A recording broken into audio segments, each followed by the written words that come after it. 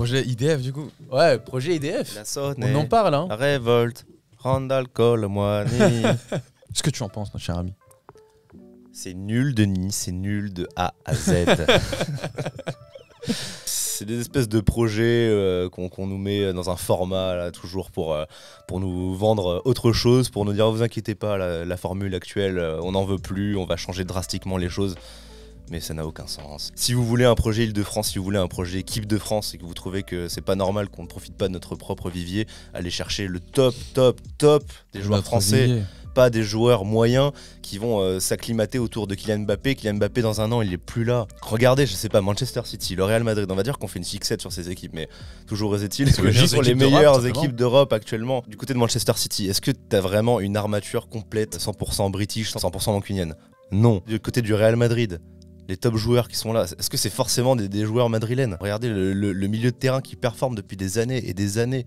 Le milieu emblématique, ça a été Casemiro, Modric, et maintenant il y a Valverde, mais voilà, il y a Toni Kroos. Il n'y a aucun joueur vraiment 100% Real Madrid. Mais ça n'a aucun sens. Ça n'a aucun sens. Je pense qu'on est peut-être le seul club à vouloir étiqueter nos projets. Non, mais c'est Projet bling bling, projet pas bling bling, projet Île-de-France, projet équipe de France, et tous les projets tombent à l'eau. Donc à un moment donné, il faut se poser des questions, il faut aller chercher le projet qu'on veut club de gagner. football. Voilà, tout simplement. Et quand j'entends des trucs de le PSG ne veut plus aller chercher des stars, le PSG va aller chercher des joueurs français, des jeunes joueurs français avec du collectif. Mais qu'est-ce que ça veut dire? Mais qu'est-ce que ça veut dire? Si tu prends, je sais pas, Colomwani et que tu prends pas Osimhen alors qu'imaginons c'est le même tarif, bon c'est pas le cas mais c'est pour vous donner un exemple. Je vois totalement là ce que je tu veux comprends pas, dire. tu vois. Genre que ça peut être le dernier critère. Voilà. C'est ce que tu veux dire. Voilà. Si le PSG se tourne vers Colomwani juste parce que voilà, c'est un joueur français, joueur Île-de-France, etc. alors que tu peux avoir Osimhen au même prix, là je ne comprendrais pas. Ou Harry Kane, là je comprends pas. C'est ça. Qu'on se dise, on veut plus de ça. Ok.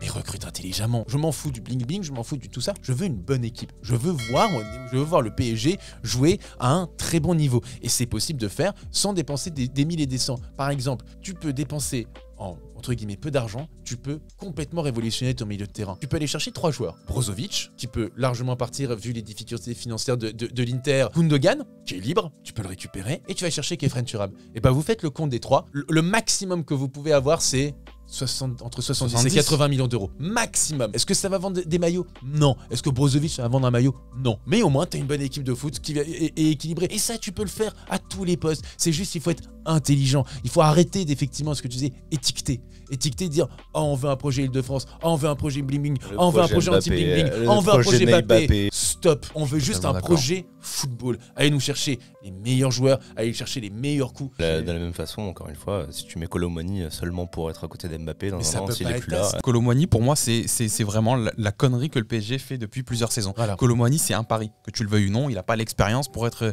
qualifié de joueur expérimenté, pour être qualifié d'un grand, entre guillemets. Il est possible quand même que le PSG, à l'été 2023, mette 100 millions sur Colomwani, en fasse un titulaire, et c'est un pari. Mais on va dire, toi, ton titulaire, le mec avec qui tu vas aller affronter le Real, le Bayern, je ne sais qui, ça va être un pari à 100 millions. Mais au-delà même d'un pari, ça va être un des socles de ton projet. Est-ce que Colomwani, aujourd'hui, a les épaules pour être le socle d'un projet, d'un club, soi-disant, en tout cas, qui doit aller chercher la Ligue des Champions? Mais non. Moi, Colomwani, je serais très content si c'était un renfort d'une attaque qui est déjà prospère, qui est déjà rodée, avec un Mbappé sous contrat jusqu'en 2027. S'il pouvait prendre le contrat de Neymar, ça me irait très bien. Et avec un autre soutien, tu vois, en numéro 10, qui est affirmé, qui est clair. Et là, t'as Colomwani qui vient compléter le trio, tu vois. Mais regarde le milieu de terrain. Moi, c'est ça qui m'inquiète le plus. Le milieu de terrain. Quand je lis les noms, alors que tu sais que le point faible du PSG, c'est le milieu de terrain depuis des années. Les joueurs ciblés par le PSG, en tout cas dans ce qu'on lit, c'est Youssouf Fofana, Sangaré, Kefren Turam seul. Enfin, et t'es là, tu fais, mais qu'est-ce que c'est que ça? Mais qu'est-ce qu'ils font? Et tu crois qu'une seconde que ça va... Fofana qui est à la peine quand il est titulaire en équipe de France, qui n'est pas impérial, ne serait-ce qu'à Monaco. En Ligue 1. Sangaré qui joue en Eredivisie, on n'a pas de recul sur ce qu'il peut donner ailleurs. Et Kefren Turam qui fait une saison moyenne. Voilà. Kefren Turam qui fait une saison moyenne. Encore une fois, on revient sur ce qu'on dit, il n'y a que des paris et on va en faire des titulaires. C'est juste désolant, t'as aucune assurance. Normalement, t'es censé avoir un milieu de terrain solide. Là, t'as aucune assurance, aucune garantie. Et c'est dû aux critères qu'on se pose. C'est ça. Le français, le jeune, le talent, très bien. Mais ça, c'est après. D'abord, tu me fais un milieu de terrain, d'abord, tu me fais une équipe et après, on verra tes critères. Pour l'instant, il n'y a pas d'équipe et nous, on veut se faire une équipe et un collectif avec... des paris. Encore une fois, je suis désolé, mais pour le côté, il faut que ce soit français, il faut que ce soit parisien, il faut qu'ils connaissent l'histoire. Enfin, je suis désolé. Vous croyez qu'un seul mec qui joue à City connaît parfaitement l'histoire de Manchester City? Ils sont juste simplement, je vais dire, ils arrivent, ils se disent, ils vont dans un projet sportif cohérent, avec un entraîneur exceptionnel qui les pousse à se surpasser. Ils ont des résultats, donc ils se motivent d'autant plus. Les supporters sont heureux parce qu'ils voient qu'ils se défoncent sur le terrain et donc ils mouillent le maillot et que derrière, en plus, tu as des résultats. Et tout le monde est heureux. Et ils en ont rien à faire de l'histoire de tout ça, de l'histoire de il faut connaître parfaitement l'histoire du club, il faut parfaitement truc. Les gens demandent encore une fois que juste des joueurs soient déterminés sur le terrain, se déchirent sur le terrain et mouillent le maillot. Je vais même reprendre ton argument et ne pas aller jusqu'à Manchester, enfin juste à Paris. Début des années 90, Rai, regardez ce qu'il est aujourd'hui. Je suis pas sûr qu'ils connaissent l'histoire du club quand il arrive. Paoletta, quand il arrive, je suis pas sûr aussi qu'ils connaissent l'histoire du club. Allez, on va être encore plus récent. Zlatan Ibrahimovic, Thiago Silva et Marco Verratti, quand ils arrivent, je suis pas sûr qu'ils connaissent l'histoire du club. Et pour le coup, ils ont tous marqué l'histoire du club au PSG. Donc arrêtez de me parler de mecs qui connaissent l'histoire du club, d'identification, etc. C'est un argument, moi, que je trouve juste sympathique, c'est cool, en plus, très bien. Oui, si c'est le cas, tant mieux. C'est pour faire des petits tweets, des petites anecdotes sympas. C'est ça, ça doit pas être un argument sportif. Quand t'es un club de football, tu recrutes un mec qui est fort au football, pas qui est fort en quiz ou en histoire-géographie. On en a rien à foutre de qui connaît l'histoire du club. Si on en est là, c'est qu'il y a un rejet profond en fait de ce qui est devenu le club ces dernières années. Et du coup, on a l'impression que c'est parce qu'on a tout misé sur des stars, etc. Mais non, regardez le début du projet, même QSI, où il y avait une équipe qui était structurée, où il y avait vraiment de la qualité. De la qualité, et à chaque rang, à tous les postes. En début de projet, tu vas chercher un Thiago Silva, tu vas chercher un Zlatan, et pour autant, tu avais quand même un Bodmer au milieu de terrain. Et malgré tout, il y avait un certain équilibre, et tu avais un coach qui structurait tout ça. Tu avais Leonardo qui, à l'époque, avait une super vision du projet qu'il voulait donner, inculqué au club. Là, c'est tout ce qui est autour qui n'a pas marché ces dernières années. Autour de Neymar, de Messi, de Mbappé, t'as plus ce cadre-là, t'as plus ce Ancelotti, t'as plus ce Zlatan, t'as plus tout ce sérieux qu'il y avait dans le vestiaire et même dans le club. Comment tu veux que ces gars-là se respectent le club? C'est pas possible. Alors donc tu te dis que je vais recruter des Parisiens, eux au moins ils sont...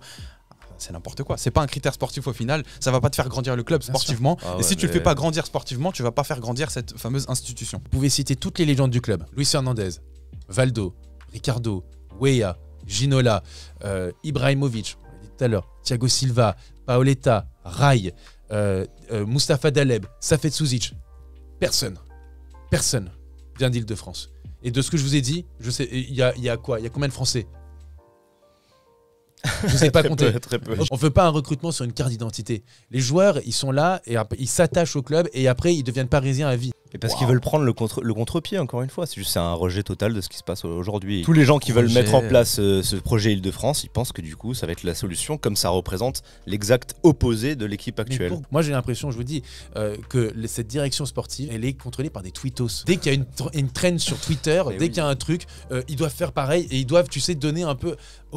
Normalement, quand tu es dirigeant, tu dois avoir la tête froide. Et à l'image des critères qu'on entend là pour le mercato, il n'y a aucune réflexion sportive. Pour moi, c'est par le sportif que tout passe. Les gens parlent d'institution, de respect du club, de l'histoire, même de marketing. Je vais te dire quelque chose, parce que moi je pense que même le marketing, ça peut aussi passer par le sportif. Bien sûr. Quand tu recrutes un Messi, c'est un sort de cheat code. Évidemment que tu vas vendre des maillots, peu importe les résultats. Mais le sportif va t'amener plein de choses. Le sportif va t'amener que tes joueurs vont respecter ton club et ton histoire. On gagne, on est fort, on est puissant. On va en Europe, on va à Santiago Bernabéu et on peut même regarder ces gens-là droit dans les yeux. Ouais. C'est si tu es bon sur le terrain que tu peux amener aussi un certain cadre autour du club et que le directeur sportif va avoir des résultats sur le terrain. Donc c'est comme ça, on va continuer, on va aller dans ce sens-là.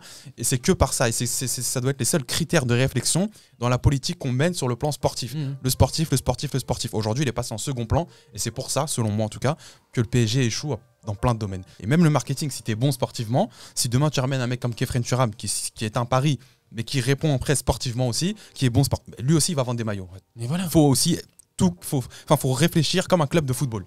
C'est un club de football, il faut être bon au football et le reste pourra suivre forcément. Mais comme tu l'as dit, et tu l'as très justement dit, demain par exemple, effectivement, je te dis, on va chercher au milieu de terrain, Brozovic, Gundogan, Khéphren Thuram. Ils font un parcours de Ligue des Champions exceptionnel, en éliminant le Real, en éliminant City, en vendant du rêve, le en étant devient le nouveau Thiago Motta. Mais tu crois que les mecs ils voudront pas aller au Parc des Princes pour voir cette équipe?